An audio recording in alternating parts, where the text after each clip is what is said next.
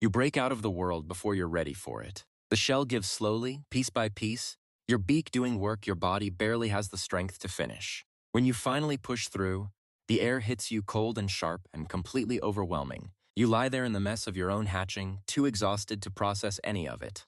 The nest is cramped and rough sticks and old feathers packed together into something that functions, but was never meant to be comfortable. Comfort is not what this place was built for. Your sibling is already here, hatched before you, sitting close, making small sounds. You don't pay them much attention at first. You're still catching your breath, still figuring out what breathing even is.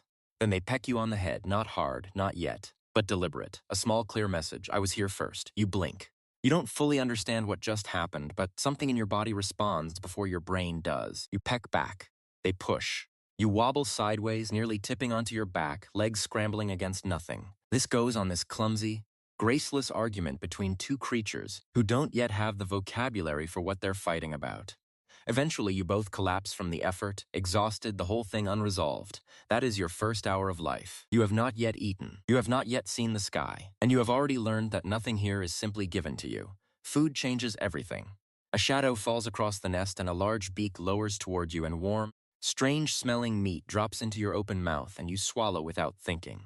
It tastes like nothing you could have imagined because you had no imagination yet. But your body recognizes it immediately. More. It wants more. Your sibling gulps their portion in one motion. For a moment, sitting side by side, both full, the nest feels almost peaceful. The days move forward and you both grow. Your legs start holding your weight. Your wings begin to stretch into their actual length, awkward and oversized for the space you're in. And the competition for food gets uglier as you get stronger. Your sibling is faster, pushes harder, always seems to arrive at the food half a second before you do, and that half second is everything. Until the day hunger overrides hesitation. Food drops into the nest and your sibling surges forward the way they always do, ready to take everything. But this time you don't wait. You lower your head and drive a sharp peck into their chest, and they freeze, actually freeze, blinking at you with something that looks a lot like surprise. Then chaos. You tumble over each other, kicking and snapping, neither of you willing to be the one who backs down. You peck harder. You feel their grip on the situation loosen. And when you finally separate, both of you gasping, the food is still sitting between you. You grab it first, swallow it whole before they can process what just happened. Your sibling stares at you with their beaks slightly open. They don't move. They don't try to take it back. For the first time, you don't feel like the smaller one just waiting for permission to exist here. You feel like you belong. For 4 months, you have been preparing for this without knowing it. You walked the rim of the nest, back and forth, learning what your feet can grip. You hopped between ledges, flapped until your wings ached, stood into wind strong enough to push you backward and held your ground. Your parents watched all of it without comment. They brought food, yes, but they also circled high above, patient in a way that felt less like supervision and more like waiting. The morning they stop bringing food, you understand, they land nearby, they look at you, they don't offer anything. You call out, confused, expecting the usual. Nothing comes.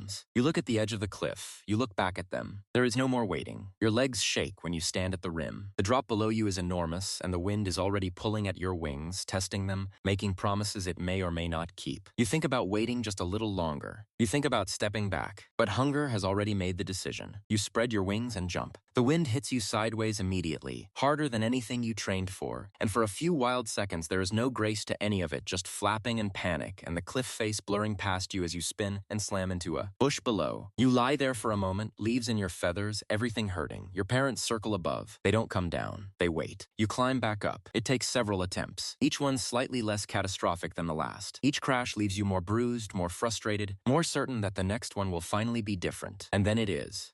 You catch the wind at exactly the right angle, and your wings hold and the air lifts you, and you feel something shift in your entire understanding of what you are. You are flying, actually flying. The cliffs fall away below you. The world opens up in every direction. Your parents call out from above and you push harder, matching their altitude, the wind humming through your feathers, the ground impossibly far beneath you. Everything you have ever known has been that nest, that ledge, those 4 cramped months. This is what they were for. Flying show you hungry in a way you have never felt before. You follow other vultures in the distance, their shadows stretched long across the ground below, circling in the slow, patient loops that mean one thing. You push through the burn in your wings, and when you land, the smell hits you first thick and heavy, something that would drive most creatures away. But not you. Your stomach recognizes this. Your body was built specifically for this. You move toward the carcass. Bigger vultures shove and snap at each other, wings spread wide, beaks already dripping. You stay at the edge, you read the chaos, you wait for an opening, then you dart in. What you don't fully understand yet and may never understand is that this meal is more than survival. The bacteria and diseases rotting inside that carcass would spread across the land if left unchecked. Anthrax, rabies, pathogens that would devastate everything around them, but not you. Your body processes them and neutralizes them completely. You are not just feeding, you are keeping the entire ecosystem from poisoning itself. You are doing necessary, invisible work that the world benefits from every day and never thanks you for. You don't think about any of that. You just swallow fast before someone takes it. Every carcass is a negotiation, and not everyone negotiates fairly. There is one vulture you keep seeing. Slightly bigger, slightly faster. The kind of presence that seems to arrive at the best position before you've even assessed the situation. You've lost scraps to them more than once, and the loss sits in you in a way that doesn't fully leave. One afternoon, you both spot the same carcass from above and descend together, and when you land, your eyes meet for exactly 1 second. Then they lunge for the best piece and you don't step aside this time. You both grab the same chunk of meat simultaneously. Neither of you lets go. They pull hard, wings flaring, their beak dangerously close to your face. You pull back, claws digging into blood-soaked ground, twisting your head, refusing to release even when your footing slips and you nearly go over. This is not dignity, this is survival dressed up as stubbornness. You hold on, and then the meat tears in half and you stumble backward with your half and sit down hard in the dirt. Your rival stares at you, breathing hard. Then they turn and look for something else. You take a bite. It is rich and warm and hard one. Another vulture eyes your portion immediately, hovering, waiting. You swallow faster. Here, the only rule worth knowing is this: eat fast or lose everything. The seasons change.